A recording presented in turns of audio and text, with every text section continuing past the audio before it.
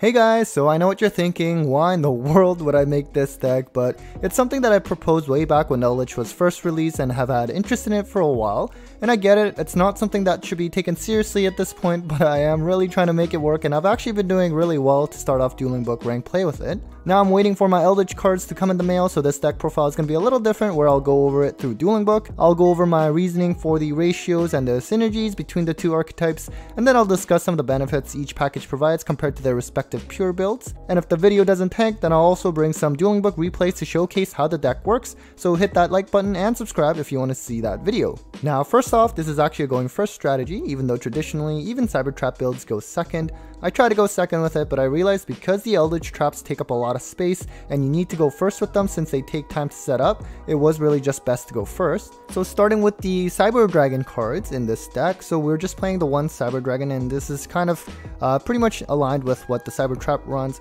3 core of course because it is the best normal summon and really the only good normal summon in the deck. Only 2 Herds, and I'll kind of get to that when I get to the Galaxy Soldier, and the 1 Naxxter because we're not really reviving from grave nearly as much, and that opportunity actually doesn't come too much I find with this deck. And the thing with the Herds is that, and the Naxxter, is that because we're not playing Machine Dupe on their own, they don't really do anything if you don't have like Galaxy Soldier. And I mean, Naxxter can actually at least provide a way to summon another body and turbo into Anaconda, but hers really doesn't do too much, and that's why I actually decided to prioritize having 3 Galaxy Soldiers. I was doing it at 2, but I figured that having the third one actually did help out, especially because the Golden Lord Eldritch is actually a light, so you can pitch it for Soldier, and then that will also help it get to the grave, and then you can bring it back by like sending the Eldland on the field, for example, and I'll get more to that later. And then the 3 emergency, of course, to search out your core, or sometimes the Herds if you already have access to the soldier. The repair plan, of course, to search that soldier. Although this card can become more dead in this deck because we don't have as many Cyber Dragon cards to start off.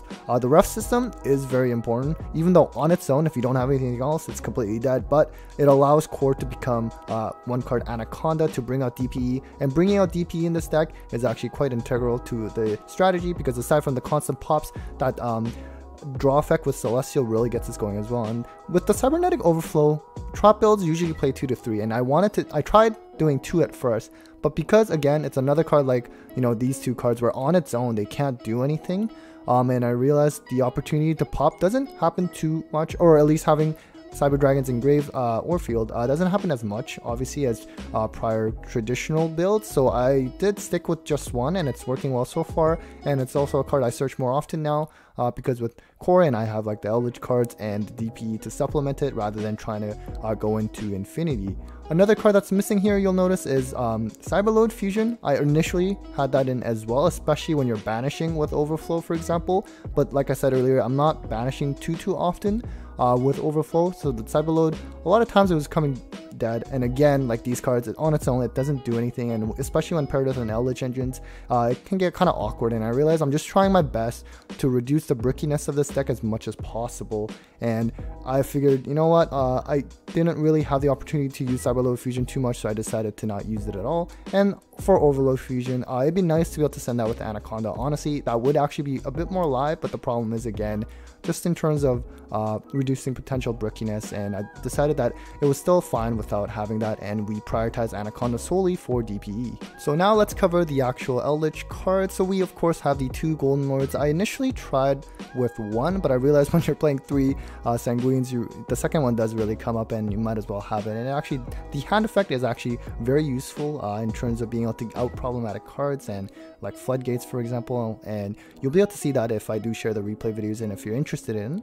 The Cursed Eldland, the 3 of them, it's sort of like the Cyber Emergency equivalent to the Eldritch deck, right? So it's certainly a great card, and being able to also send it from grave for Eldritch, and then it triggers and sends the Golden Land, you know, it's a pretty good card. And of course the Sanguine, and these ratios, honestly, I would say this is quite standard for any deck that's not pure Eldritch and it's more of a Eldritch engine. So typically you see this 3 Conk 2 Wakero, and also something that's typically missing in non-pure Eldritch builds is the counter trap.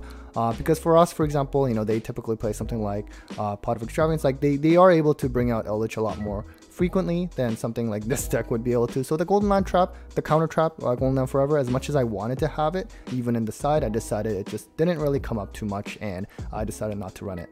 And then the third component of the deck is really that DP engine I'm talking about. And the Fusion Destiny, I was trying just one and just only relying on Anaconda, but I realized it's very, very important for this deck. And it is put to 2 now with the recent list, but you know what? It's still good enough. Unlike pure Eldritch builds, we can kind of turbo into Anaconda through just core, and so that's kind of nice. And the Celestial draw effect is really, really convenient, especially because we are playing a lot of more so back row cards, so our hands are usually, we can make it empty to resolve that effect, and that really gets us going. And finally, let's just cover more of the other staple cards. So Pot of Prosperity, very, very important now. We are going first with this strategy, and because of its potential to break like any Cyber Dragon variant, but probably more so for this one, this can really help for you to at least either turbo into, you know, DP, or you kind of get your other engine going and you can bring up the Infinity and Eldritch preferably, but just having access to any kind of trap that will be high impact. And so it's very, very integral for this deck.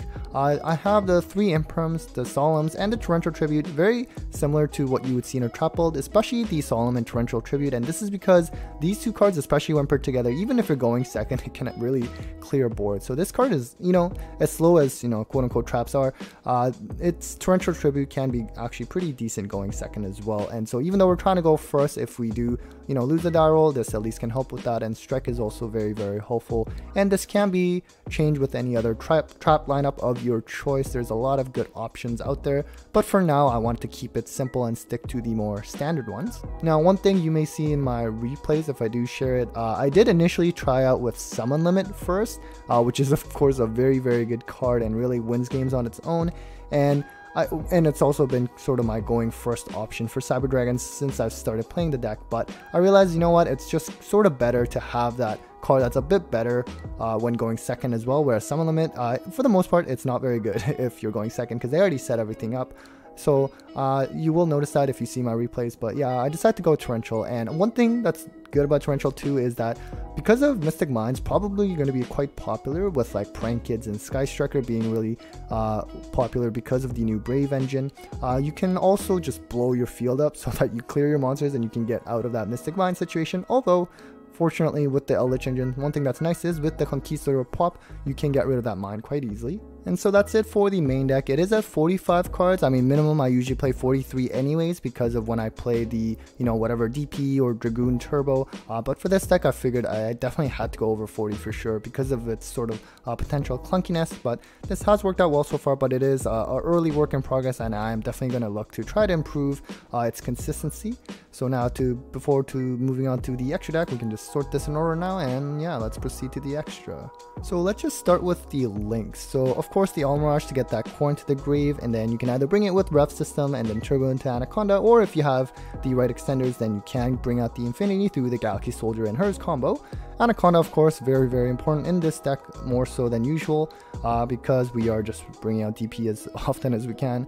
Link Spider traditionally is for when you get Nibiru on the Nova and like traditional Cyber Dragon builds, but for this deck it has another key use in that of getting rid of the Golden Land Okera or the Conquistadors into the grave, so that you can banish it later to you know, get this Sanguine, for example. I am playing Nightmare Phoenix. It's another card where you can, it's 2 monsters with different names, so you can also use the Conquistador or Wakero, and just a generic link too as well, which I found I've been needing at times. We are still playing Seeger, and one cool thing I'll show you later, I guess, is with the Gustav, Max, and Lieb, like you can even pump this guy up to even higher attack, which might not really be needed, but the downside with Lieb compared to something like Rampage is that it can only attack like monsters multiple times, but not overall multiple attacks in terms of attacking directly. So if you really need to and you have the extenders, being able to pump it to ensure OTK would be nice. And speaking of Lieb, of course, you can only go into it by overlaying on top of Gustav Max, which can burn for 2k first to get your opponents down a little bit. And in terms of how you get into Gustav Max is, one cool thing is that Mega Fleet is a level 10, so you can contact fees it away. Your opponent's monster in the extra monster zone, you have a level 10, and the Golden Lord is also a level 10, so you can actually overlay this and the Mega Fleet into that Gustav Max and then into the Lieb. So that's kind of interesting. And another one, of course, Zeus. It's kind of nice that we still have the Xyz play available to be able to go into Zeus through Nova Infinity, which are, of course, our standard Cyber Dragon play. And of course, we have the Pallades, which requires 2 level 5. So one thing you'll notice is that Galaxy Soldier, Cyber Dragon, and then the Wakero and Conquistador, they're all level 5. So you can actually overlay something like Conquistador and the Galaxy Soldier that you have left into the Pallades, detach one of these traps and bounce something, and then you'll also be able to trigger their grave effect if you didn't use their other effect at turn, of course. The Rampage, you'll notice I don't play Cyberload Fusion or Overload Fusion, so how am I bringing this thing? Well, purely through Nova's effect when it gets sent to the graveyard. And as I know you may think, well, that doesn't seem really likely, but to be honest with you, it's been happening a decent amount. It's definitely been able to come out, and it's nice to have some kind of security if you do get Nibirued. So I am actually going to keep that in. It's actually been useful. And the 2 Mega Fleets, usually you play like 1, but in trap builds you play 2 to 3. And one thing you'll notice is that I'm not playing Chimera Tech Fortress because I am not playing the Jizukuru Kaiju in this build, right? Because I am going first strategy, and really because of that, then I'm basically relying on my opponent to have some kind of machine deck for that to ever become useful. And of course Sky Striker is one deck, but you also have 2 Mega Fleet to get rid of their Sky Striker monsters in the extra monsters zone anyways, and I was playing 1 Mega Fleet and 1 Fortress in my traditional Cyber Dragon deck, so it really ends up being the same. So that's it for the extra. Now, as for the side, this is very preliminary at this point. I mean, the format just started, and I do want to swap things around as we move forward. For now, I did put the Lancia for example, Phantom Knight, and it's always good against like a lot of rogue options. And Nibiru is always just there as kind of like a safety measure. But I think it can hit a lot of decks, although its usefulness perhaps may not be as great. I'm not too sure. A Droplet, this could be Dark Ruler No More. Perhaps that's better because I'll let you know with this build we're not OTKing as much, and we don't care about like not dealing damage if we use Dark Ruler. But the cool thing with Droplet too with this Eldritch variant is, you know, you can get rid of like your traps that you activate at its cost, and also being able to get rid of like the Eldritch traps might actually be beneficial, so you can trigger their effects to get the other one so that you can set them. The 3 Lightning Storms just to clear opponent's back row when we're facing against other control more back row heavy decks. I mean, we are a back row heavy deck ourselves now, so we can outgrind or at least grind with them. So it's not like our traditional beatdown strategy where we have to try to clear the back row as much as possible. So I think this has been okay so far. And of course, lastly, Anti-Spell Fragrance for now, because of now that we're a back row deck, we're going to be vulnerable to other back row hate like Harpy's Feather Duster and Lightning Storm.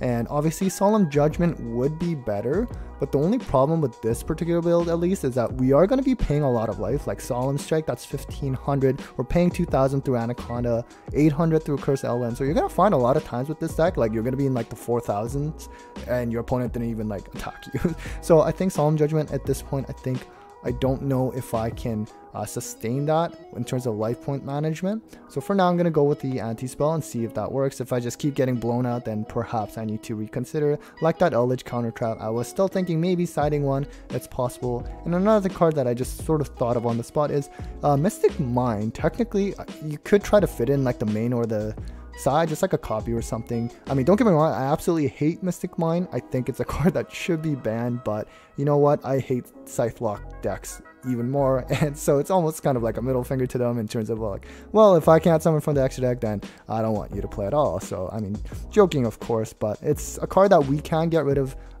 decently easily, right? Because we have that Conquistador pop, or even like if, I don't know, actually yeah, I guess that's sort of like our main way. So yeah, that's something to consider, and that's it for the whole deck. Now, as mentioned earlier in the profile, I'll lay out the few quote-unquote synergies between the two archetypes. I mean, namely, as I mentioned earlier, the fact that Mega Fleet is a level 10, so you can overlay that with Eldritch to go into Gustav Max and burn for 2k, and then overlay into Leap for an attempt to OTK with 6000 attack. If you have enough extenders, you can even go into Seeker on top of that to boost Leap's attack to ensure OTK and lethal. Now, Eldritch is a light monster, so you can pitch it for Galaxy Soldier, and this comes up especially to get Golden Boy into the grave without having to discard or spell or trap, and then you can revive it back from the grave with its effect. And related to that is that Eldritch trap monsters are level 5s, which means you can overlay it with Cyber Dragon or Galaxy Soldier to go into Consider Pallades, so that you can bounce and you can detach the Eldritch trap so that you can get into the grave as well. So now let's talk about what each package brings to the table to benefit their traditional strategies. Although don't get me wrong, at this point I would say that pure Cyber Dragon or pure Eldritch are better off on their own, but again, I'm trying to make this work from the perspective of wanting to keep playing Cyber Dragons. Anyways, compared to the traditional OTK variant of Cyber Dragons, the Eldritch effect in hand can provide a useful way to out opponent's cards, particularly Floodgates, without having to rely on hard drawing back row removal. Additionally, Conquistador allows you to have an easy out to Mystic Mind, which we're going to have to deal with because, like I said earlier, Sky Striker and Prank Kids are some of the more popular decks in this upcoming format. Eldritch also gives us a strong main deck monster with potentially 3500 attack, which could potentially help us get through a Scythe Lock or something like Skill Drain, where otherwise Cyber Dragon monsters are actually rather weak without being able to go into the extra deck or without being able to use their effect. This variant also lets you play a going first option for Cyber Dragons, which in a format where Scythe Lock Turbo is rampant, along with the popularity of the new Brave token strategy to shit out an Omni Negate, might be better to do than trying to go second. Compared to pure Eldritch, we have access to Cyber Dragon Core, which is a 1-card DPE on its own, rather than having to rely on hard drawing Fusion Destiny. DPE is very integral to this deck strategy, as I mentioned multiple times. The availability of Xyz play through Infinity means we can also bring out Zeus to clear opponents' fields and then set up our own traps. And being able to contact fuse away your opponent's monster in the extra monster zone is another benefit, to be able to out certain tower-like monsters like, let's say, Arrival Ignister, although I understand that's not a meta deck or anything, but it's there. And there's also higher OTK capability with the Cyber Dragon package, although admittedly this is greatly reduced due to the limited number of Cyber Dragon cards in this particular build.